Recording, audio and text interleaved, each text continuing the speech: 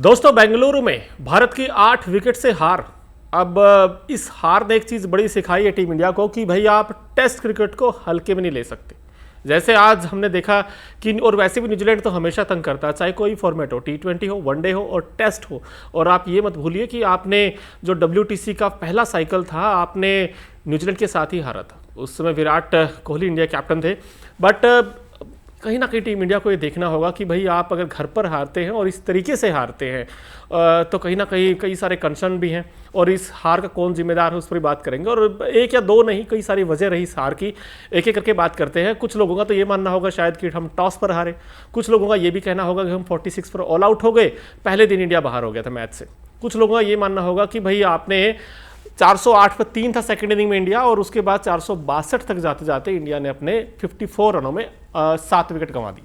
और कुछ लोगों का ये भी मानना है कि आप 5वें दिन अश्विन को इतना देर क्यों लेकर आए। भाई आपको पता था कि यहाँ पर प्ले एंड मिस था। आपने 5वें दिन देखा होगा, और 0 पर 1 आउट हो गया था न्यूजीलैंड का। अगर बुमराह एक एंड से अश्विन होते तो शायद सिचुएशन थोड़ी सी अलग होती। लेकिन एक एक करके बात करते हैं। और ये हार जो हुई है, ऐसा नहीं कि एक हार से भाई टीम इंडिया बहुत खराब हो गई, आप ये भी नहीं कह सकते। ठीक है, इंडिया हारा है, और इंडिया बहुत बार ऐसा हुआ है कि हम 2017 में इंडिया वर्सेस ऑस्ट्रेलिया सीरीज अगर आप देखेंगे तो हम पहला टेस्ट हार गए थे, उसके बाद इंडिया ने कमबैक किया। रीसेंट सीरीज इंग्लैंड के साथ हम पहला टेस्ट हार गए थे, आपको याद होगा 5 टेस्ट मैचों की सीरीज थी, उसके बाद इंडिया ने 4-1 से सीरीज जीती थी। अब भी 3 टेस्ट मैचों की सीरीज है, और यहाँ पर भी आप पहला टेस्ट हार गए हैं, और अब वापस आने के चांसेस हैं आपके पास। हालांकि प्रेस कॉन्फ्रेंस में रोहित ने भी यही बात कही कि यार हम वापस आएंगे इस मैच में, कमबैक करेंगे इस सीरीज में, लेकिन थोड़ा मुश्किल होगा, क्योंकि ये 5 टेस्ट मैचों की सीरीज नहीं है, ये सिर्फ 3 टेस्ट मैचों की सीरीज है। और यहाँ पर अब आपको अंत तक जाना होगा, यानी कि तीसरे टेस्ट तक आपको वेट करना होगा। और मुंबई में होगा बाय द वे वो लास्ट टेस्ट मैच, जहाँ पर आप देखें तो खूब सारे रन बनते हैं वहाँ पर। और अब पुणे में टेस्ट होगा अगला, वहाँ पर अब सीरीज हारा खतरा है टीम इंडिया पर। लेकिन क्या टॉस पर दिक्कत हुई इंडिया को? अगर आप देखें, जहाँ रोहित ने फैसला किया कि हम भाई पहले बैटिंग करेंगे, और एक एक करके दे दनादन आउट पे आउट होते रहे, और 5 बल्लेबाज तो खाता तक नहीं खोल पाए। और शायद 46 भारत 36 पर ऑल आउट हुआ था, उसके बाद 46 पर ऑल आउट हुआ। और ये इतिहास में अगर आप देखेंगे तो फर्स्ट टाइम घर पर ऐसा हुआ इंडिया का हाल कि 46 पर आप पूरी टीम ऑल आउट हो गई। दूसरी सबसे इंपॉर्टेंट चीज़ ये थी कि भाई उस दिन गेंद काफ़ी हरकत कर रही थी जब फर्स्ट डे, तो अगर इंडिया पहले बॉलिंग करता तो शायद हो सकता है न्यूजीलैंड का भी वही हाल होता। लेकिन जैसे ही ये पिच सूखती चली गई, धूप निकली, उसके बाद कंडीशंस और अच्छी हो गई बैट्समैनों के लिए, और वहाँ पर हमने देखा कि भाई न्यूजीलैंड ने क्या ज़बरदस्त क्रिकेट खेला। उन्होंने 402 बना दिए। और एक समय इनफैक्ट अगर आप याद करोगे मैच में, वो आया था जब टीम साउथी और रचिन रविंद्र की तो मानना पड़ेगा भाई, जो क्लास उन्होंने दिखाई है, जो बैटिंग उन्होंने दिखाई है, और जो टेम्परामेंट उन्होंने शो किया है, ये खिलाड़ी न्यूजीलैंड के लिए कहीं ना कहीं आप देखिए टेस्ट का ब्राइट फ्यूचर है। बिकॉज जैसा वो क्रिकेट खेलते हैं, और इंडिया बड़ा शूट करता है उनको। अब मैंने तो मैच ही बने बाय द वे वो, बिकॉज फर्स्ट इनिंग में 134 थे, सेकंड इनिंग में भी उन्होंने 39 बनाए। और रचिन रविंद्रा ने, आप कह सकते पूरी तरीके से इस मैच में भारत को बाहर कर दिया था। लेकिन रचिन रविंद्रा और टीम साउथी, जहाँ मैं बात कर रहा हूँ, उस मैच में हुआ ये था उस इनिंग में कि आप बुमराह को लेकर ही नहीं आए, जो आपके विकेट टेकिंग गेंदबाज हैं। और जब जब इंडिया में संकट आता है तब आप बुमराह को याद करते हैं, लेकिन वहाँ पर क्यों नहीं किया बुमराह को याद? भाई बुमराह तो आपके फ्रंट लाइन गेंदबाज है, जिन्होंने 2 के 2 विकेट चटकाए सेकंड इनिंग में, आप उनको भूल गए। और उसके बाद टीम साउथी ने जो कहते ना कि इंडिया को जिस तरीके से रगड़ा है, 65 बना दी उन्होंने, 65।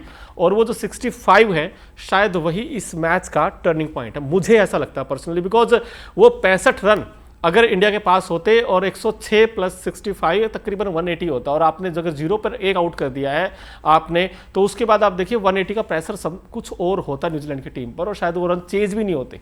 लेकिन जब 107 ही रन 100 रनों में यार आपने 40-45 रन वैसे बना लिए थे उन्होंने। हाँ, 10 ओवर तक तो बड़ा दिक्कत आ रही थी, बहुत ही ज़्यादा दिक्कत थी। विकेट मूवमेंट्स भी था, ऑफ द विकेट अगर आप देखेंगे तो गेंद बहुत लहराया था, और प्ले एंड मिस में बुमराह ने कितनी बार ऐसा लगा कि यार ये गेंद तो विकेट लेने वाली है। सिराज ने भी 2-3 बार अच्छी गेंदबाजी की, और लगा कि यार इस गेंद पर विकेट मिलेगा, इस गेंद पर विकेट मिलेगा।